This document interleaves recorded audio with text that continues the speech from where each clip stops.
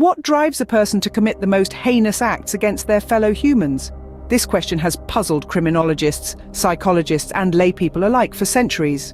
Crime, in all its forms, is a complex interplay of human behavior, societal norms, and personal circumstances. But when we speak of serial killers, we enter a realm far removed from the typical criminal mind. Serial killers, these architects of horror, are driven by a unique and chilling psychology. Unlike other perpetrators of crime who might be motivated by desperation, greed, or anger, serial killers often harbor deep-seated pathological urges that lead them down a path of relentless violence. Their crimes are methodical, their motives obscure, and their victims, tragically, are often random. This stark departure from the norm is what makes serial killers a subject of both fear and fascination. As we unravel the tales of their atrocities, we are compelled to ask what twists a person into such a monstrous form. Today, we delve into the dark world of some of the most dangerous serial killers. Every story has a beginning, and for our killers, it often starts in an ordinary home. The birthplace of some of the world's most notorious serial killers is as unassuming as it gets. A suburban neighborhood, a rural farm, a bustling city apartment. These are the settings where monsters are born, not in some gothic castle or haunted mansion, but in the everyday mundane corners of our world. Take, for example, the notorious Jeffrey Dahmer. Raised in a typical middle-class family in Milwaukee, his youthful fascination with animal bones would later turn into a grotesque obsession with death. Or consider John Wayne Gacy. Known as the Killer Clown, Gacy was brought up in a blue-collar family. Despite his father's harsh discipline and frequent beatings, Gacy developed an outwardly normal life, even becoming a beloved figure in his community. However, beneath this facade, a monster was brewing. Then there's Ted Bundy, who had a seemingly normal childhood in a caring family, yet he would grow up to become one of America's most infamous killers. Bundy's charm and good looks were a mask, hiding a horrifying capacity for cruelty. In each of these examples, there's a common thread. An ordinary upbringing marked by a few, often overlooked, signs of future violence. A fascination with death, a lack of empathy, a growing detachment from reality. These are the warning signs often dismissed as childhood quirks or teenage rebellion. Yet, it's crucial to note that not every person who shows these signs becomes a killer. Many troubled children grow up to lead productive, law-abiding lives. But for a select few, these early indications are the seeds that grow into a horrifying tree of terror. So, how do these ordinary individuals transform into the monsters we know them as today? The answer is complex, involving a mix of genetics, environment, and personal choice. Each killer's story is unique, yet eerily similar, a chilling reminder of the thin line between normalcy and monstrosity.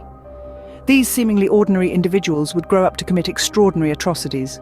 As they grew older, their monstrous tendencies began to surface. The transformation from seemingly ordinary individuals to chilling murderers is a gradual, often unnoticed shift.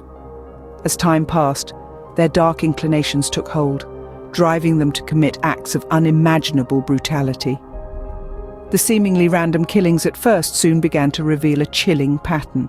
The first of these killers we'll explore had a particular penchant for late-night prowls. Using the cover of darkness as his cloak, he would stealthily enter homes, leaving a trail of blood in his wake. His victims were often found in their beds, oblivious to their impending doom until the very end. His signature was swift, silent, and brutal, leaving communities in a constant state of fear. Our second killer, on the other hand, preferred the light of day, preying on the vulnerable and unsuspecting. His method was one of charm and deceit, luring his victims into a false sense of security before striking with terrifying ferocity.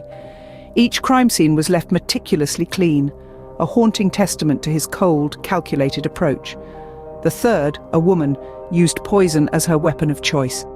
She preyed on those closest to her, slowly and painfully ending their lives while maintaining an air of innocence. Her victims, often family members or close acquaintances, were none the wiser until it was too late. Each of these killers had unique methods, distinct signatures that marked their heinous acts. But they all shared one common trait: a complete disregard for human life and an insatiable thirst for violence. Their crimes sent shockwaves through the communities they targeted, instilling a deep-seated fear that lingered long after their atrocities were committed.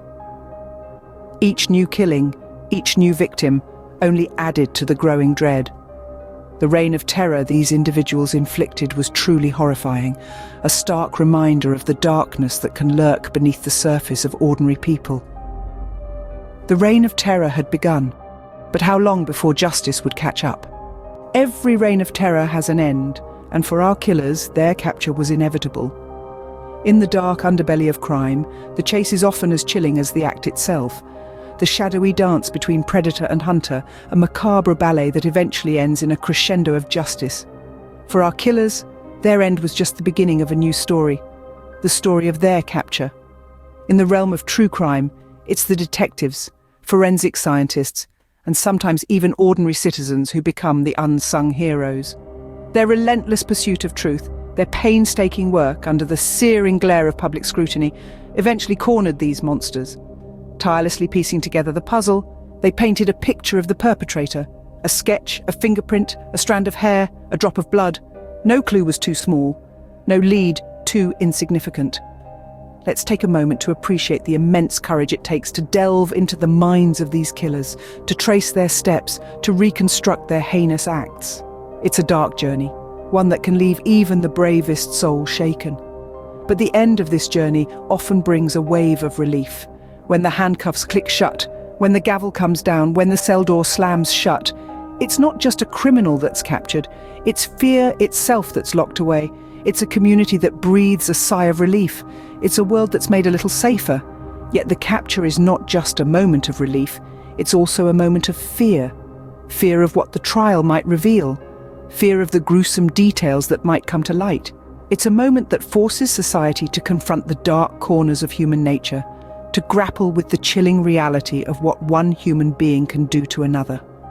In the end, the capture of these killers serves as a stark reminder of the thin line that separates good from evil, sanity from madness, and justice from vengeance. It's a testament to the resilience of the human spirit and the relentless pursuit of justice. Caught in the act, they were finally brought to justice. Justice, often delayed, is never denied. The scales of justice do not waver for long, and when dealing with such heinous individuals, the weight of their crimes often leads to severe consequences. In the face of overwhelming evidence, these serial killers were subjected to rigorous trials, their dark deeds laid bare for all to see. Some of them, like cold-blooded predators, stood defiant, their psychopathic tendencies on full display, showing no remorse for the lives they had taken. A chilling spectacle indeed. Others, however, crumbled under the weight of their actions, a flicker of remorse flashing across their faces, albeit rarely. The punishments meted out were as diverse as the criminals themselves. Some were sentenced to life imprisonment without the possibility of parole, confined to the cold grey walls of maximum security prisons.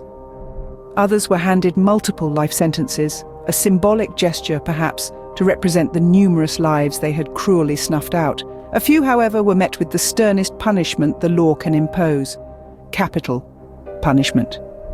The cold finality of the death penalty was deemed appropriate for the scale of their monstrous acts.